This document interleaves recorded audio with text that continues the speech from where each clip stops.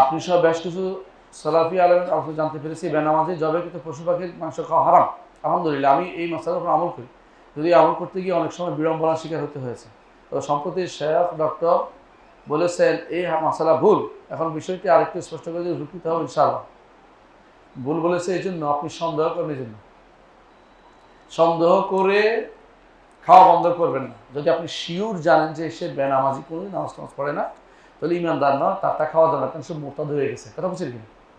সে মোরতাদ হয়ে গেছে। কিন্তু আপনি সন্দেহ করে বাজারে যাইয়া বেনামাজি মনে হয় কিনবো না, খাবো না, ওটা খাওয়া যাবে না, এটা করবেন না। আপনারটা ঠিক আছে যতক্ষণ পর্যন্ত শিওর না জানবেন যে লোকটি একেবারেই নামাজ পড়ে না, লোকটি দিনের প্রতি কোনো কিছুই চলে না বা দিনচারিতার মধ্যে নাই, তখন কিন্তু আপনি তারটা খেতে পারবেন না। কথা বুঝছেন? তিনি এই কথাই বলতেছেন যেন সন্দেহ করে না মানুষ না করে, সন্দেহ করে মানুষ খাওয়া বন্ধ না করে। বাজারে মুসলিম দেশের নিয়ম হচ্ছে একটা একটা অসুর মূলনীতি মনে রাখবেন। মুসলিম দেশের বাজার বা বাজারের মানুষ অনেকে বাজারে এই কাঁঠাল নিয়ে আসে। এখন আপনি যদি মনে করেন লোকটা বোধ হয় চুরি করে আনছে, তাহলে আপনি কিনতে পারবেন? এটা আপনি করবেন না। আপনার দায়িত্ব হচ্ছে বাজারে আনছে যেহেতু এটা উন্মুক্ত জায়গায়, আমার কিনা দরকার, কিনছি আমি জানি না যে সে কি চুরি করছে, আমার ওই টেনশনের দরকার নেই। কথা বুঝছেন কিনা? ওই কাজটাই খারাপ যে আপনি সন্দেহ করে হ্যাঁ লোকটা বোধ হয় চুরি করে আনছে, অথবা লোকটা বোধ নামাজ পড়ে না, এই জাতীয় টেনশন করবেন না। আপনি স্বাভাবিক কিনে যাবেন। যদি শিওর হন যে লোকটা নামাজই পড়ে না, লোকটা চুরি করে আছে, তখন কিনতেও পারবেন না, ওইটা খাইতেও পারবেন না, তখন আলাদা।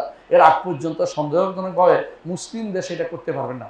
কাফেরের দেশে আসল হচ্ছে নাফাক, আসল হচ্ছে এরা অমুসলিম, আসল হচ্ছে বিসমিল্লাহ বলে না, আসল হচ্ছে নামাজ পড়ে না, আসল হচ্ছে মুরতাদ, আসল হচ্ছে নাস্তিক। বুঝছেন কিনা? আসল হচ্ছে খাবারটা শুদ্ধ না। ওই দেশে আপনাকে প্রত্যেকটা খাবার আগে শিওর হতে হবে যেটা হালাল, তারপর খেতে পারবেন। মুসলিম দেশে কেউ আপনাকে দাওয়াত দিতে চাই বলেন যে পাশের বাড়ির মুরগি ধরে রাঁধছো কিনা, ওই জিজ্ঞাসা করবেন না।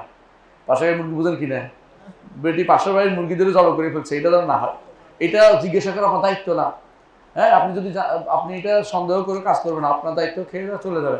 কারণ আপনি ভালো আছেন, অন্যায় করলে সে করছে, এই দায়িত্ব আপনি পড়বেন না। এটা হচ্ছে নিয়ম, বুঝছেন? যত কিন্তু স্পষ্ট না করে দিবে যে আমি কিন্তু নামাজ পড়ি না, সে তার কিছু খাওয়া যাবে না, বুঝছেন? সন্দেহ করে কাজ বন্ধ করবেন, সন্দেহ করে করবেন না। শিওর হলে সেটা অবশ্যই তার জব করা জিনিস খাবেন।